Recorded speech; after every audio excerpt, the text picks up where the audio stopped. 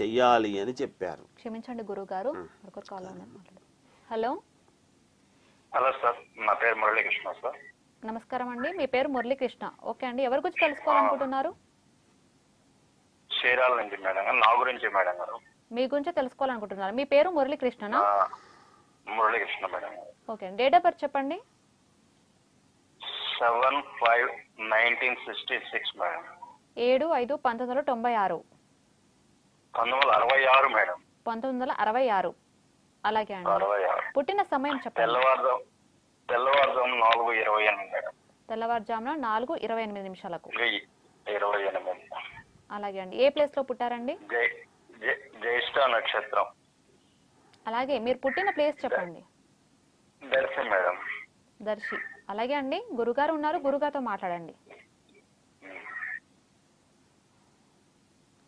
చెప్పండి సార్, నాకు అసలుకి ఉద్యోగ స్థిమితం లేకుండా పోయి మానసికంగా ఇబ్బంది పడుతున్నాం సార్.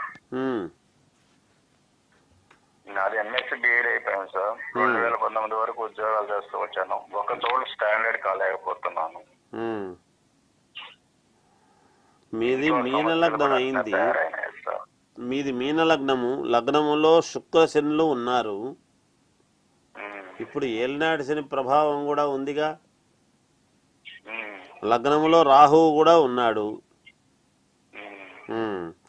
అయితే మీరు ఇమీడియట్గా మరి పర్ఫెక్ట్గా చేసేటువంటి ఇది ఒకటి చేయించుకోండి. నవగ్రహ పూజ, నవగ్రహ హోమం అనేటువంటివి చేయించండి. 2 తప్పకుండా మేలు జరుగుతుంది మీకు.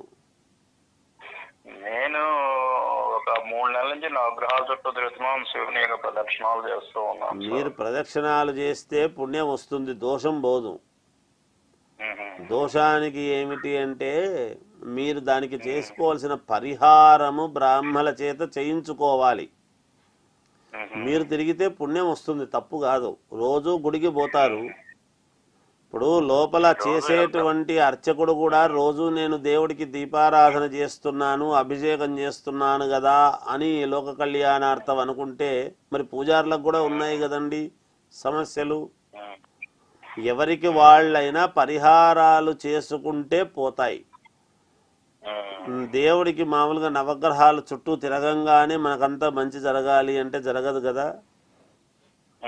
దాని గురించి ఒక ప్రత్యేకమైనటువంటి ఇది చేసి హోమము చేస్తే యజ్ఞము ద్వారా సంస్కరింపబడడం అనేటువంటిది జరుగుతుంది. కాబట్టి అందుకే చెప్పా, యజ్ఞము చేయించండి, హోమం చేస్తేనే, నవగ్రహ హోమం చేస్తేనే మేలు జరుగుతుంది.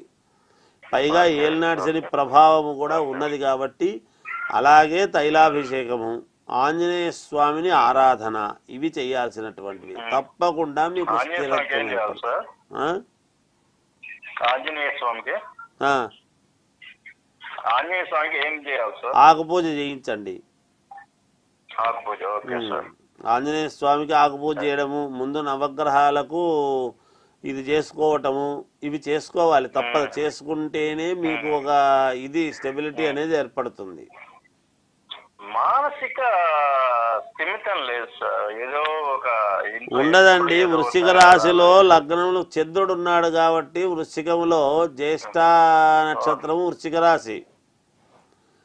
రాశిలో చంద్రుడు ఉండేటువంటి దాని వలన మానసికమైనటువంటి ఇది ఉంటుంది. మనస్సు కూడా ఏకోన్ముఖముగా ఒకదాని మీద ఉండదు, చంచలత్వం ఉంది మీకు మనస్సుకు.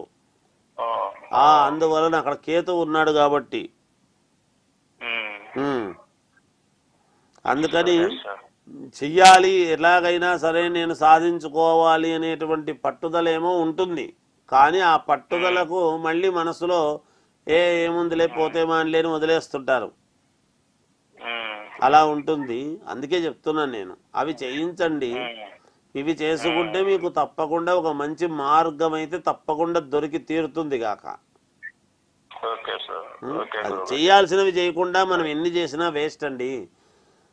మనం కొంతమంది ఏమంటుంటారంటే నేను చాలా చేయించానండి, నేను చాలా చోట్ల తిరిగానండి, చాలా చోట్ల చేశామండి అంటే అసలు చేయవలసినటువంటి విధానము దాని ప్రకారముగా చేస్తే ఎందుకు జరగదండి? తప్పకుండా ఖచ్చితంగా జరుగుతుంది. అలాగే గురుగారు, ఇందాక చెప్తున్నటువంటి గురుగారు